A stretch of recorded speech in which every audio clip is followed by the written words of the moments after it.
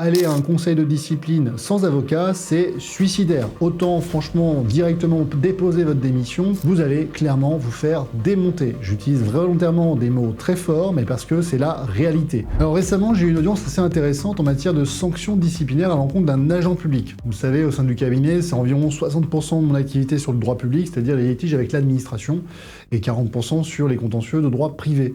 Dans les litiges avec l'administration, j'accompagne beaucoup de mes clients qui sont agents publics. Donc tout au long de la vie de la relation entre les agents et l'administration, il peut se passer plein de choses. Et parfois, malheureusement, ça peut très mal se passer.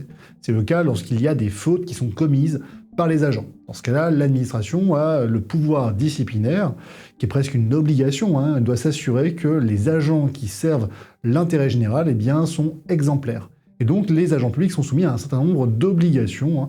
On les retrouve dans la fameuse loi de 83, qui aujourd'hui est codifiée dans le Code général de la fonction publique. Récemment, donc, j'ai accompagné un agent qui avait été révoqué. La révocation, c'est vraiment l'arme atomique. C'est clairement, il faut le dire, la pire des sanctions. C'est la fin de votre carrière au sein de l'administration, et ce, pour des raisons disciplinaires. Donc, quand ça vous arrive, clairement, c'est que généralement, ça s'est pas bien passé avec l'administration. Là, ici, mon client, on lui reprochait pas mal de choses. Et donc, la manière dont je conçois ces dossiers est assez intéressante. Donc, si vous n'êtes pas encore abonné, pensez à vous abonner.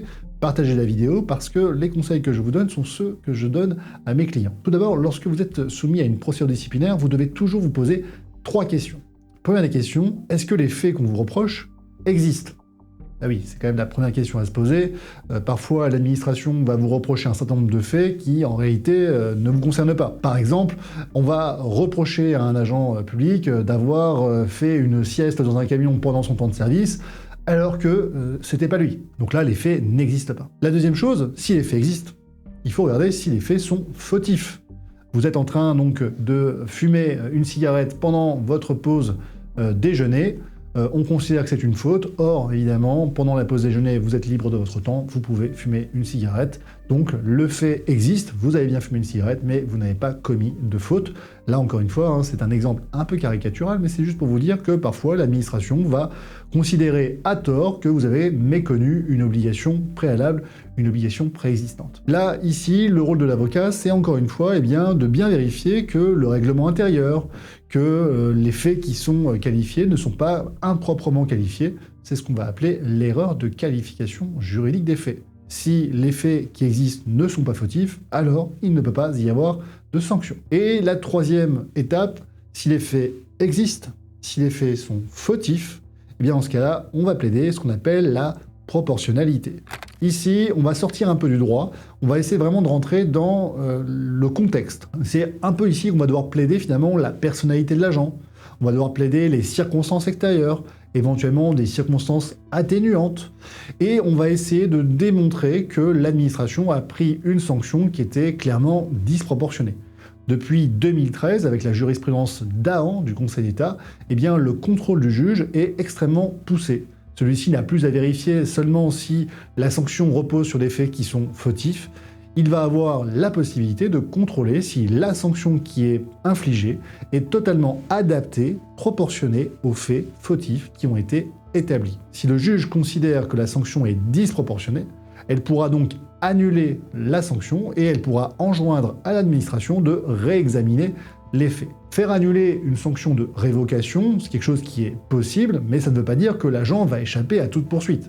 Ah oui, comme je vous ai dit, les faits existent, les faits sont fautifs, c'est la proportionnalité ici qui a été discutée et annulée. Dans ce cadre-là, cela veut dire qu'il y aura donc un nouveau conseil de discipline et une nouvelle sanction qui pourra être infligée à l'agent, avec cette fois-ci une sanction plus adaptée, plus proportionnée. Alors, lorsque on vous a infligé une sanction de révocation ou une sanction que vous estimez comme étant injuste, disproportionnée, vous avez la possibilité de la contester. Oui, vous pouvez contester systématiquement les sanctions qui vous sont infligées en tant qu'agent public.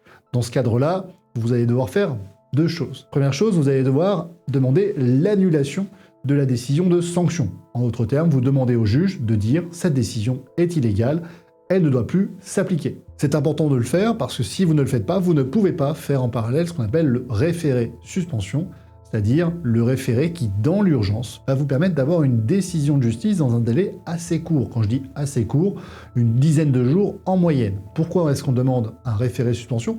C'est assez simple. C'est que pendant que vous avez saisi le juge à qui vous allez demander l'annulation, il va se passer entre 8 à 16 mois. 8 à 16 mois durant lequel la sanction prend effet. En d'autres termes, saisir un juge ne va pas avoir pour effet de suspendre automatiquement l'application de la décision. Ce qui signifie concrètement que si vous êtes révoqué, même en ayant saisi le juge et en ayant demandé l'annulation de la décision, la révocation s'applique. C'est pourquoi le référé va permettre d'être une exception à cette application immédiate. L'application immédiate qui résulte, vous le savez, du principe du privilège du préalable. Ça signifie que lorsque l'administration prend une décision, elle n'a pas besoin d'aller saisir un juge pour que cette décision s'applique automatiquement. Elle est présumée légale et donc elle va s'appliquer immédiatement. Dans les cours de deuxième année de droit qu'on enseigne aux étudiants, on leur explique souvent ce qu'est le privilège du préalable.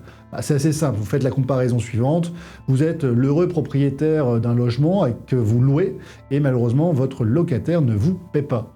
Vous lui envoyez un commandement de payer, vous demandez la résolution du bail et le paiement des loyers impayés. D'ailleurs, on avait fait une émission sur le sujet, vous la retrouverez ici, et je vous invite, si ce n'est pas encore fait, à vous abonner, à nous poser des questions en commentaire, on se fera un plaisir d'y répondre, et à partager la vidéo, parce que ça va nous aider à informer un maximum de personnes.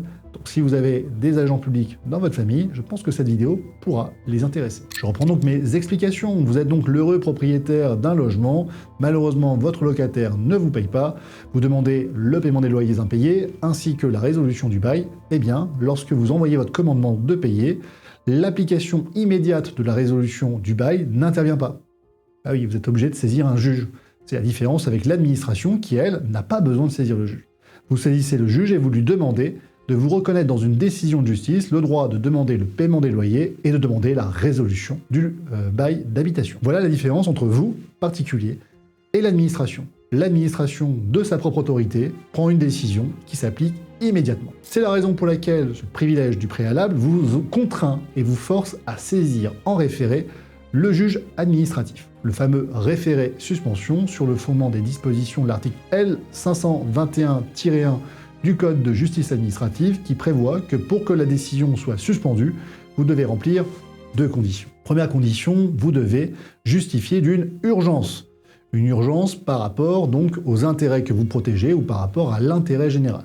En matière de révocation, vous êtes privé de rémunération, votre carrière au sein de l'administration s'arrête, on va avoir ce qu'on appelle une présomption d'urgence qui va signifier que il y a évidemment une première condition qui justifie qu'on suspende la décision. Vous devez évidemment remplir une deuxième condition qui est, elle, cumulative. C'est le doute sérieux quant à la légalité de la décision. Le doute sérieux, ça veut dire que, de manière assez évidente, le juge reconnaît qu'il y a une illégalité. Cette illégalité, très souvent, vous allez invoquer les mêmes arguments que ceux que vous avez déjà invoqués dans votre requête en annulation. Et le juge va pouvoir donc, sur la base de ces arguments, ils ne sont pas les seuls, c'est pas une liste exhaustive, considérer que l'administration a donc commis une illégalité qui crée un doute sérieux quant à la légalité de cette décision.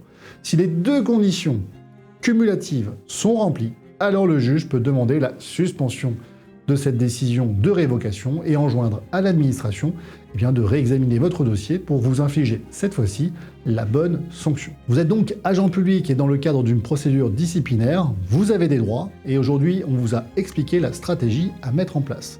Clairement, aller à un conseil de discipline sans avocat, c'est suicidaire. Autant franchement directement déposer votre démission parce que vous n'avez aucune chance. Vous allez clairement vous faire démonter. J'utilise volontairement des mots très forts, mais parce que c'est la réalité. Or, lorsque vous nous saisissez après le conseil de discipline, malheureusement, la plupart du temps, le mal est fait. Vous allez vous auto-incriminer, procéder à des aveux, voire parfois simplement vous laisser influencer, alors que vous avez le droit de vous taire et de ne pas vous auto-incriminer. Une analyse rigoureuse des pièces du dossier sera donc indispensable afin de déterminer si effectivement les faits reprochés existent, s'ils sont évidemment fautifs et enfin si la sanction qui est proposée est une sanction adéquate. Vous voulez en savoir plus sur vos droits? Ça tombe bien, vous avez un chatbot sur le site internet qui est implémenté sur les plus de 250 articles que votre serviteur ici présent a rédigé. Cela vous permettra déjà d'avoir un certain nombre d'informations vérifiées et vérifiables, et ainsi bénéficier déjà de quelques conseils utiles vous évitant des fautes dramatiques. Vous avez aimé ce contenu? Eh bien, faites-le nous savoir en commentaire. Pensez à vous abonner, vous êtes plus de 50% d'entre vous à ne pas être abonnés à cette chaîne, ce qui est inadmissible. Et bien entendu, partagez cette vidéo si vous avez trouvé que le contenu était pertinent. À bientôt.